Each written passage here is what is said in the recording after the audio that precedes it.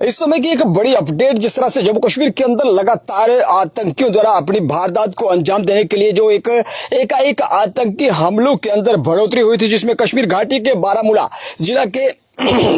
बारामूला के गुलबर्ग बोटा पथरी के अंदर जिस तरह से आतंकवादियों ने नागनी इलाके में सेना के एक वाहन पे ताबड़तोड़ फायरिंग की थी, जिसमें कई जवान जो थे वह घायल हो चुके थे और वहां से एक बुरी खबर भी वहां से निकल के आई थी। उसी तरह से एक बड़ी और वारदात को आतंकवादियों ने आज सुबह तड़के करीब 7 बजे फिर से एक आतंकियों ने कायराना हरकत को अंजाम देते हुए जम्मू संभाग के जम्मू जिला के अखनूर एरिया के अंदर एक बार फिर से आतंकियों ने 3 से 4 आतंकियों ने कई रोड फायर जो थे वह सेना की एक गाड़ी पे किए, जिसके बाद पूरे के पूरे उस तमाम क्षेत्र को इस समय कॉर्डन ऑफ कर दिया गया है। किसी भी वाहन की आवाजाही पे वहां पे रोक लगा दी गई है। भारतीय सेना हो, जम्मू कश्मीर पुलिस हो,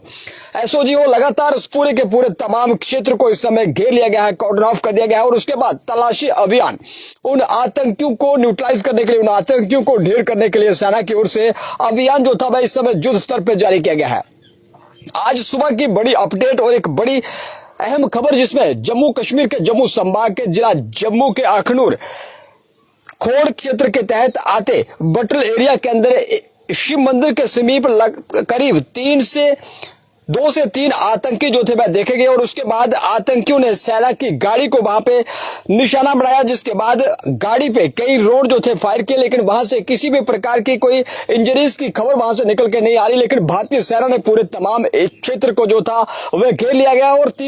2 से 3 आतंकी जो है वहां छुपे हो सकते हैं। और शिव मंदिर के पास जैसे ही सुबह 7 बजे बटल एरिया के अंदर आतंकियों ने इस गाड़ी पे हमला किया, उसके बाद एसओजी हो, जम्मू कश्मीर पुलिस हो, सेना हो, तमाम की तमाम सुरक्षा एजेंसियां जो थी मौके पे पहुंची और पूरे के पूरे तमाम उस क्षेत्र को घेर लिया गया है। आपकी जानकारी के लिए बताते चले कि अखनूर का ये बटल एरिया बैक क्षेत्र है, यहाँ पर बिल्कुल एलओसी से सटा हुआ क्षेत्र है और यहाँ पर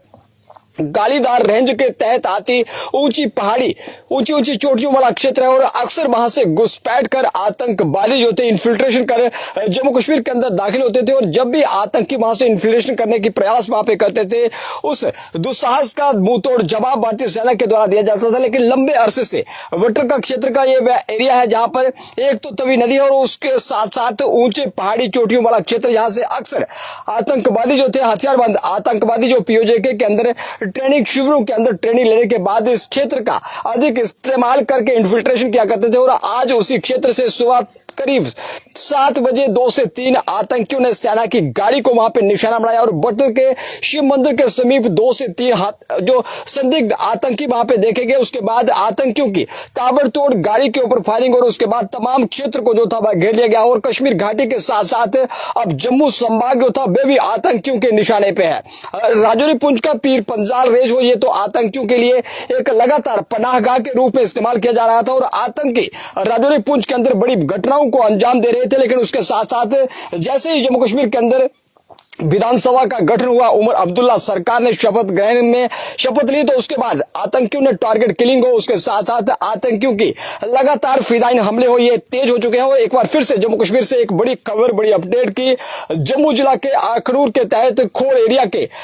पलामवाला बटल क्षेत्र के अंदर आतंकियों ने सेना की गाड़ी को निशाना बनाया और कई राउंड फायर करने के बाद आतंकी जो थे वह वहां से फरार हुए और आतंकियों को ढेर करने के लिए सेना की ओर से अभियान जो था वह जो स्तर पर जारी कर दिया गया है। जैसे कोई बड़ी अपडेट, जैसे ही एडमिनिस्ट्रेशन की तरफ से, भारतीय सेना की तरफ से कोई खबर हमारे साथ साझा की जाएगी, तमाम अपडेट आप तक पहुंचाते रहेंगे। लेकिन आतंकवादी जो थे जम्मू कश्मीर के अंदर सरकार के गठन होते ही आतंकी घटनाएं जो थी उनमें एकाएक इजाफा हुआ, एकाएक तेजी आई और जिस तरह से